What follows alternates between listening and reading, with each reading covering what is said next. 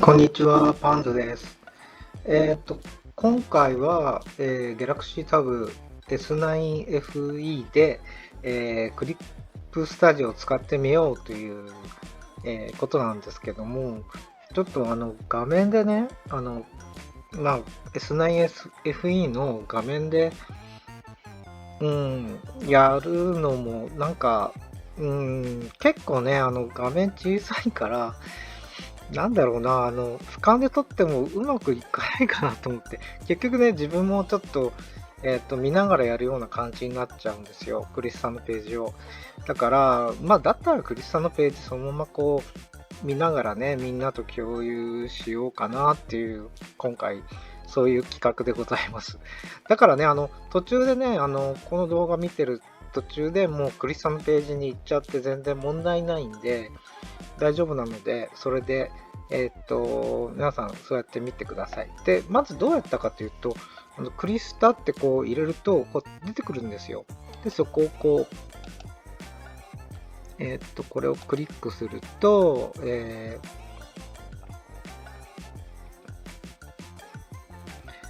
のクリップスタジオのね、こうペイントのこのページが出てくるんですけど、これをね、ずっと下の方に行くと、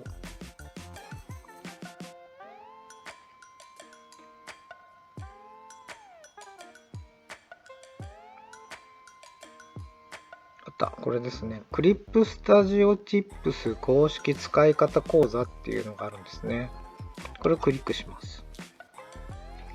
そしたら、この公式使い方講座になるんですけど、ここに、タブレット版っていうのがあるんですよ。ここに Windows、Mac 版とタブレット版。だからね、例えばこう、普通に検索して、なんかこう、やり方とか出てきても、あれなんだろう、この操作ないなとかって、あの、最初僕がね、インターネット調べてみたときに、あったのは多分 Windows 版とか Mac 版とかの方が出てたと思うんですよね。だからね、タブレット版とかね、使い方が微妙に違うんで、この、このお絵かきのコツってところですね。ここの公式使い方講座。ここを、もう、ここに入ってください。ここから行くのが一番いいと思います。で、入りますね。タブレット版。そうすると、ここのこの3つ出てきてる、3つだけじゃないな、もっとすごい出てきてるけど、こうやっていっぱい出てきてるんですけど、一番ね、ちょっとシンプルにこう、やりやすいのは、僕、これがいいかなと思うんですよね。クリスタね、ギャラクシーのやつ開いたらすごい細かい画面で、本当にね、ちょっと参っちゃったんですよ。で、どうやるのみたいな感じで。で、ギャラクシー多分ね、S9 ウルトラとか、14.6インチとかね、あと S9 プラスとかね、12.4インチだったかな。その辺使ってる人とかね、あと S9FE プラスとかね、その辺の人だったらいいと思うんですけど、大きいから。でもS9FE って10.9インチだからちっちゃいんですよね。だからすごく見づらくて、で、こうやって開くんですよね、このページ。シンプルモードってなんとか、どういうのかというと、こんな感じになるんですよ、画面が。なんかめっちゃやりやすいかなと思うでしょ。こうなると。僕はこのぐらいでいいかなと思う。ちょっとね、簡単になりすぎたかなって気もするんですけど、僕これぐらいでいいかなと思うんですよね。うん。これだったら、なんか、なんだっけ、サムスンの純正のペンナップぐらいのような感じするんですけど、でもとは言ってもね、クリストだから、もう全然違いますよ。で、こうやってなんか場所とか載ってるから、このレイヤーの場所とかも微妙にわからないでしょなんかこういうの見て。だから、本当にね、なんかこういうの見てやりやすいかなと思って。結局、レイヤーとペンと、なんかその透明度とかそういうのできれば、ある程度書けるかなと思うんですよね。なんか、難しい機能とかなくてもね。一番大事なのはやっぱりレイヤーですよね。下絵みたいの書いてから、なんていうかな、こそれを、こう、透明度をこう薄くして、その上にもう一枚レイヤー重ねて、書くっていうのが一応お絵描きソフトのパターンなんですけど、これが一番肝心なとこですね。このやり方がここに書いてありました。で、まあ、ペンとブラシを選んでいくってあるんですけど、ここですね。ここの上のとこを押して、G ペンとかこうやって選んでいくみたいですね。僕は割とまっすぐな線が好きなんで、まあ、この辺ですかね。何ペンっていうのかな。ミリペンってやつかな。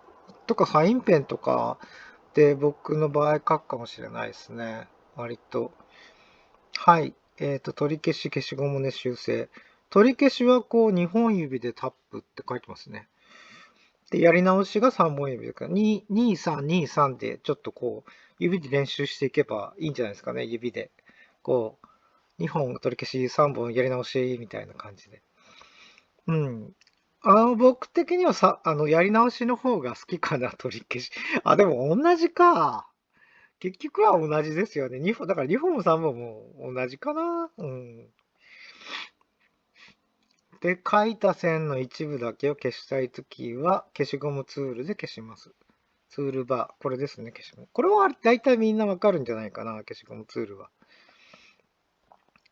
うん。取り消し2本指、やり直し3本指って書いてますね。で、取り消しとやり直し終わって、あ、まあ、この矢印の曲がったやつでも、バックとか進んだりできるってことですね。はい。では、指で線を描画したくないときはっていうところですね。これ、環境設定で、指で描画するを、オフにしますと書いてますね。まあ、要するに、まあ、指で書かないっていうのと、あとは画面に手乗せたときに、それが線になっちゃったり、点になっちゃったりしないようにっていうことかなと思いますね。指とか手とか当たっちゃうんですよね。タブレット使ってるときって。まあ、だから、あの、なんだろうな、まあ、iPad でいうとこのApple Pencil とか、iPad 用のスタイラスペンとかじゃない、100均とかで売ってるスタイラスペンとかで書くと、手とか、まあ、指とか当たっちゃうと、それも線になってたりするんですよ。そういうの防止って意味かなと思いますね。これ、後で、自分でもちょっとやってみますね。まあ、自分書いてるときに特に設定しなくても大丈夫だったんだけど。で、ブラシの大きさと不透明度を変える。これか。なるほど。不透明度。なるほどね。ブラシも不透明度できるのか。なるほど。わかりました、わかりました。言ってる意味が。でもこれ、プロクリエイトとかにもうありますね。こういうの。はい。丸い、画面みたいに出てきて、ちょっと透明度とか不透明度とかやるんですよ。なるほどね。こういうのできるってことですね。はい。うん。あん、あんまり使わないかな、ブラシの。レイヤーの不透明度は結構下絵とかした時にやるんですけど、線はもうバリバリ100%でやっちゃってるから、いつも。で、描画色を変える。ブラシの色か。なるほど。これですね。ここなんですね。うん。うん。うん。まあ、でもちょっと、丸くなってんのか。透明色。ここで例えば赤とか指定したら、この丸、端のこれですね。これが、この色になったりするんですね。この赤とかにしたら、赤になったりとかするんですよね。色つけちゃえば、一回色つけちゃえば多分ここだってわかると思うんですけど、丸のままだとちょっとわかりづらいかもしれないですね。真っ先に黒とか色とかつけて、ここだって確認した方がいいかもしれないですね。で、メインカラー。うん。なるほど、なるほど。サブカラー。これキャンパスに塗ってある色を選択しおー、ああ、なるほど、なるほど。こういうことできるんだ。すごいですね。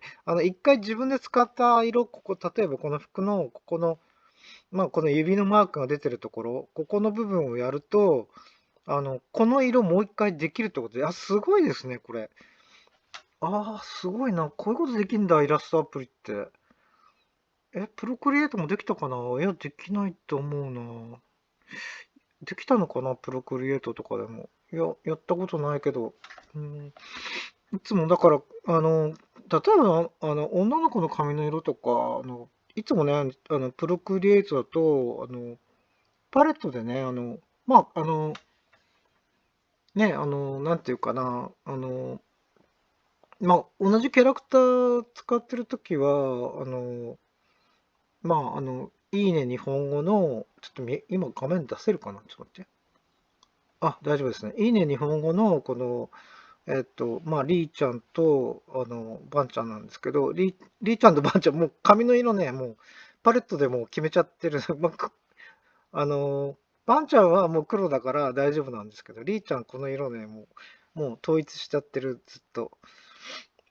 うん。だからなんかそういう、例えば服の色とかね、そういうのとか、もういつも決めちゃってるんですけど、だからそういうのとかを、もう、だからその時の気分っていうかね、多分、色とかを、こうやってなんか、一回使って、例えば途中でやめてさ、例えば A 途中でやめて、次からやるときにこう、自分で作った色とかがね、もう一回作れなかったりするから、まあだからパレットとかにね、それをだから移して、いつも使うようなパレットとかに移しておけばいいんですけど、でもちょっと微妙にわかんないもんね。だから、同じ色塗りたいなって思ったら加えればいいんだ。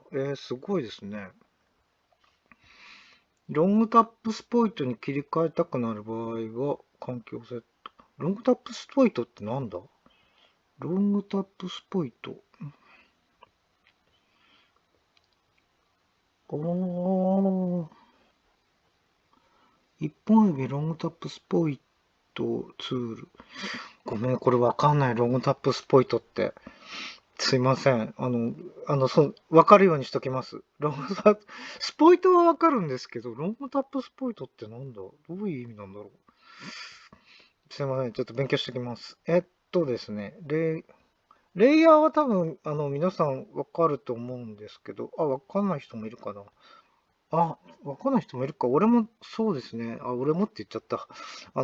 YouTube では僕統一しようと思ってたんですけど、ちなみにブログとか、あの、X とかでは私統一してるんですけど、すいません。俺、俺って言っちゃった。普段俺なんで、実は、すいません。はい。まあ、そうですね。僕もですね、イラストアプリ、プロクリエイトとか使った時に初めてレイヤーっていうのを知ったんですけど、もうなんかほら、あの、ね、スケッチブックとかに書いてる時はもうそのレイヤーなんてないから、直接ね、スケッチブックとかにこうペンとかで書いてる時はさ、一枚の紙に書くわけでしょ。だからそういう概念がなかったんですよ、僕は。全然。だから、こんなことできんだ、みたいな感じで。でもこれが本当にイラストアプリのいいとこですよね。だから、こういうのが、レイヤーってこうやって重ねてできるから、そういうの、だから結局ここにさ、例えば、一番下のとこが、写真だと、まあ、これだと今2番目が写真みたいになってるけど、あの、この写真みたいなやつを見て、もう一枚上にレイヤー重ねて、この写真をちょっと透明度を薄くしてね、なんかこう、薄くして、で、だからなんだっけ、昔あったちょっと薄い紙みたいな、ああいうのを載せるような感じでできるってことなんですよね。これがだから、まあ、例えば、写真とかの上からこう、絵で描いたとしても、この写真を後で削除すれば、この写真を見て描いたってことは分かんなくなるわけなんですよ。うん。いや、結構、これは本当にイラストアプリの便利な機能。レイヤーがないイラストアプリはね、やっぱり、もしレイヤーがないイラストアプリがあったとしたら、それはイラストアプリとは言えないですね。僕はそれはメモアプリだと言いたいですね。はい。なんか、まあ、勝手の持論ですけど、レイヤーあって初めてイラストアプリかなと思いますね。ちなみにギャラクシーの、ギャラクシーっていうか、サムスンのペンナップっていうアプリも、あの、純正アプリも、レイヤー付きなんですよ。すごいですよね。だから、なんか純正なのにレイヤーあるんだなって、すごいなと思った。だからその時点でね、ペンナップは、イラストアプリと僕は認定しましたね。はい。レイヤーついてんだと思って。はい。本当レイヤー助かるんですよね。ただね、例えば一番下の、例えばこれが写真だったりなんだりするじゃないですか。元絵だったりとかね、して、で、これ削除するでしょう。でも僕はその上に、例えば10枚とか20枚とかレイヤー重ねることはないですね。うん、まあ書き方としてはもう1枚だけかな。もう使っても2枚とかですね。下絵が1枚で、その上に、まあ自分が本当に描く下絵っていうか、まあ下の、まあ写真とか、そういうなんか元のイラストとか、そういうのの上に新しく描くイラストの用紙の1枚を重ねて、だから、2枚で描いてるような感じで、最終的には主体にしたやつは削除するみたいな感じでしたね。だから、まあ本当のプロの人とかは本当に何枚何枚も重ねていくみたいな感じなんですよね。うん。僕はだから1枚かなと思ったけど。でもデッサン人形とか買ったじゃないですか、この間。ああ、知ってるし、そっか、ブログ読んでる人とかわかるけど、うん。僕の動画見てる人ってそんな少ないから、あれか。動画で出してるかな、そんなに。そのデッサン人形とかはそう、レイヤー使うことを前提で、買ったんですよ。はい。じゃあちょっと行きますかね。どんどこどんどこ。ごめん、なんか画面変わっちゃった。そっか。うん、戻れるかな。ちょっと、うん、はい、すいません。で、なんか、ちょうど録画のそのボタンのとことバッテンのとこが重なってて今焦りましたね。うーん。まあ普通にプラスのボタンで追加していけるってことですね。で、このレイヤーの位置も、指で、あの、か変えられるってことですね。例えばこれを上にしたり下にしたり。で、結局一番上のやつが一番、なんて言うんでしょう。前に出てくるってことですね。手前の方に出てくるってことですね。もしキャンバとか使ってたら、なんとなく意味がわかるかなと思いますね。キャンバとかでも、その線とか、あるじゃないですか。まあ、誰かが作った、デザインとか、まあ、サムネとか最近使ってるんですけど、うん。文字を前に出てくるとかね、画像を後ろにするとか、そういうやつですね。はい。うん。うん。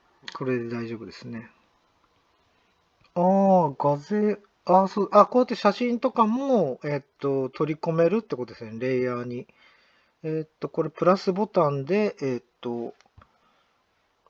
画像から追加ってやつを押せばいいかな。あと、またカメラでそのまま撮ったりもできるけど、そうですね。タブレットだったらできますね。ギャラクシーとかだったら、そのまま写真撮れちゃうから、うん、そういうことも可能ですね。うん。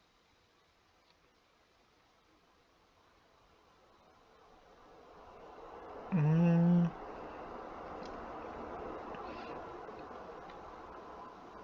うん。この辺は大丈夫かな、素材パレット。パレットだから、うん。大丈夫。わかりますね。この辺は皆さん。多分。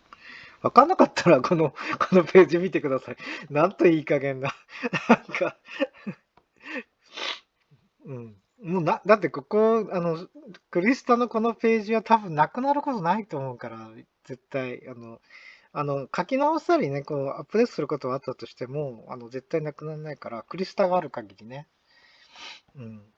人が書いたブログとかだったら、人が書いたっていうかね、個人が書いたブログとかだったら、クリスタのこう使い方みたいなのもし書いたとしたら、その人のね、ページがなくなっちゃったら、もう見れなくなっちゃうけど、これクリップスタジオが出してるとこだから大丈夫ですね、それは。うん。何回も見れるし、だからこうやってなんか、スクショとか撮らなくてもいいと思いますね。ここ大事ですね。まあ、素材探すっていうよりもこっちですね。3D デッサン人形を使うってやつですね。これちょっと使ってみたい。だから、僕がダイソーとかでデッサン人形を探して買ったんですけど、まあ、Amazon とかにも売ってるんですけどね。うん、まあ、それをね、だからもうこのアプリ上でできちゃうってことなんですよね。すごいですよね、クリップスタジオって。普通のイラストアプリだったら、こういう 3D デッサン人形っていうのないから、本当にね、これはだから多分、クリスタだけだと思うんだよな。で、なるほど。こうやって出すんだ。うん、素材パレットの 3D の中にありますって書いてますね。これか。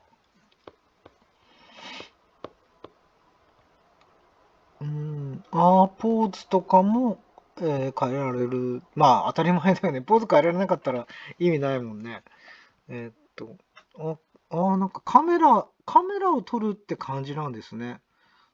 こう、人形を動かして、それをカメラで撮って、まあ、アプリ内のね、カメラで撮って、で、それをなんて言うんでしょう、レイヤーの中に入れるみたいな感じなんですね。なるほどね。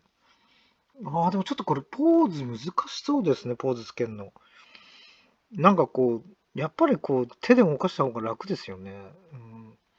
ポーズ集っていうのもあるみたいですね。なるほど。こういうなんかサブのページとかも、サブのページっていうかね、なんか、もう一個っていうかね、あと二つあって、もう一つは質問のページで、もう一個が、こういう、タブレット版だとか、そういう使い方っていうんじゃなくて、絵の描き方みたいなページもあるんですよ、クリップスタジオ。うん、そっちかなと思いますね。で、作品を保存する画像を書き出す。うん、なるほど。SNS で共有する。いやー、ちょっと恥ずかしくてできないな、SNS で共有するって。と言いつつね、ブログで出してるけど。でもちょっとこっちのなんか SNS で共有する。あそっか。SNS で共有するっていうのは、そのクリップスタジオの SNS じゃなくて、普通に X とか、そういうので出せるってことかな、多分。うん。だったらいいですよね。インスタとか X だったら、自分のアカウントで出すってことですよね。キャンパスの上の点々点をアップして画像を書き出す。うん。iPad だから iPad はちょっと飛ばしますね。iPad の人は、もし iPad の人見てたら自分で見てください。すみません。僕は今、でも iPad を使ってますよ、第6世代。無印の第6世代。あの、ほとんど、プロクリエイト専用になっちゃってますけど、もうメモリがないんでね。えっと、うん、まあ、同じですね。でも iPad 版とパッと見た感じと、点々点クリップして画像の書き出すってやつですね。で、共有ってやつだと、なんかSNS、さっき言ってた X とか、インスタとか、そういうのとかに出せるってことだと思います。で、端末内に保存っていうのは普通に、そう、画像のとこに保存できるんじゃないかな。うん。うん。画像ファイル、選べるんですね。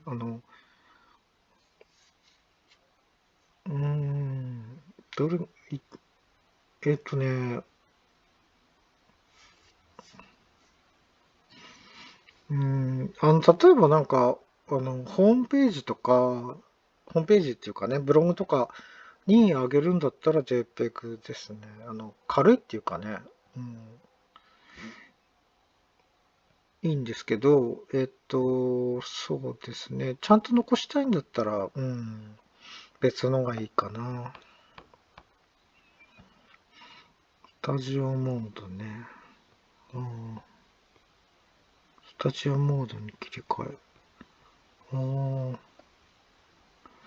なるほど。まあ、こんなとこですね。書き方みたいの。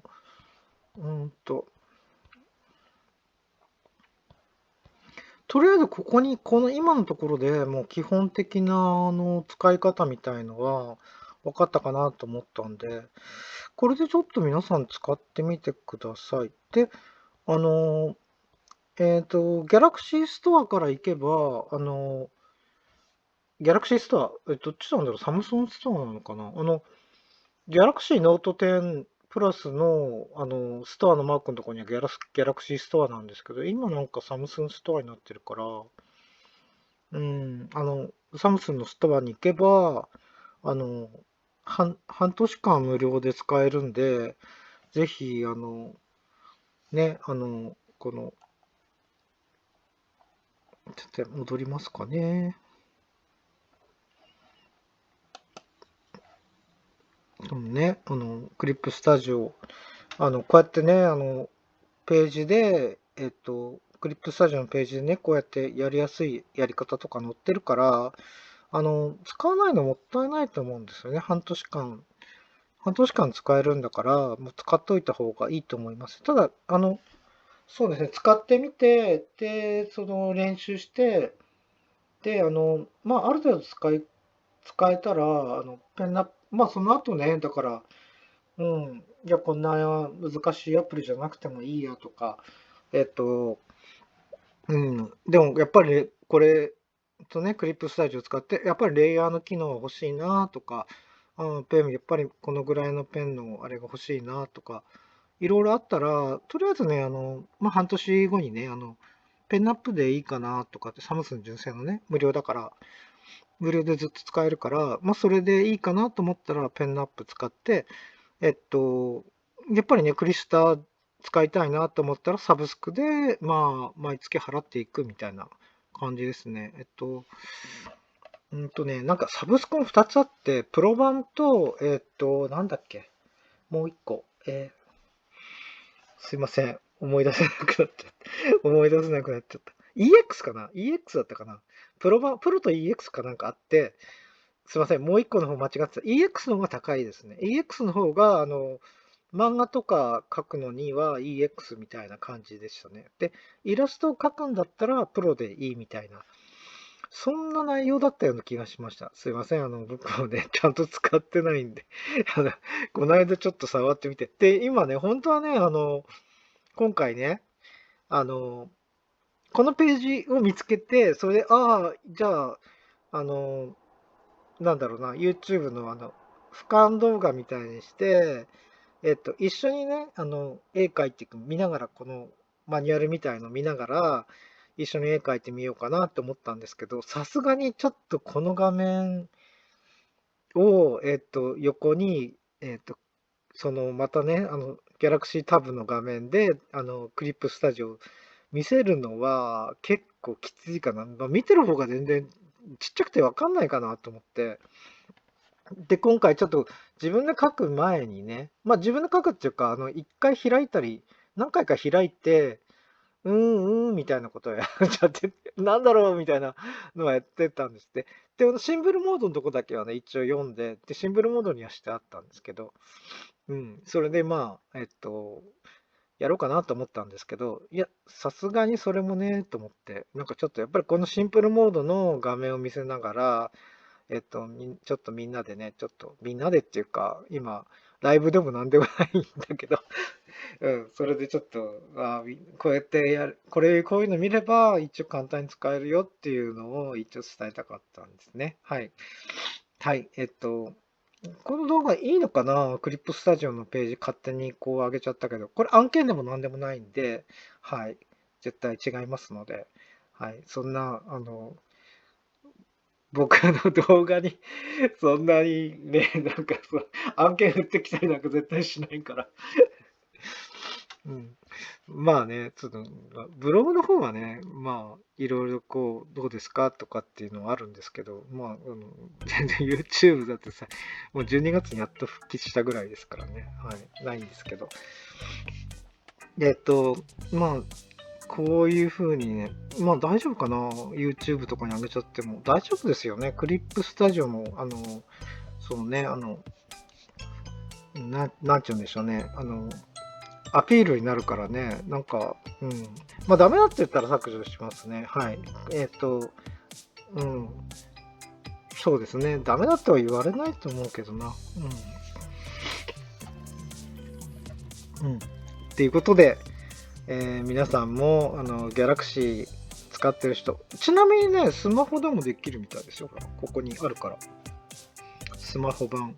あ、ごめんなさい。あれさっきあったような気がしたけどな。なかったっけ？ごめんなさい。ないか。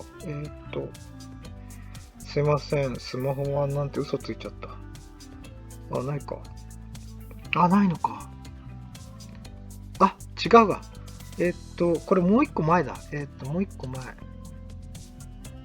あったあった。あったあった。ほらほらほら。スマートフォン。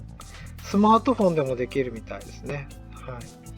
スマートフォンだったら本当にシンプルモードがいいと思います。じゃあこのページね、このクリップスタジオのページの、一番下の方にあるので、こっちが質問のページですね。この2つあって。で、もう1個のね、絵描いたりとかするやつは、どこだっけな、一番下の、あったあった、これだ。このイラスト、漫画描き方ナビ、ここで、できますね。はい。てなわけで、また、動画に遊びに来てください。では、さようなら。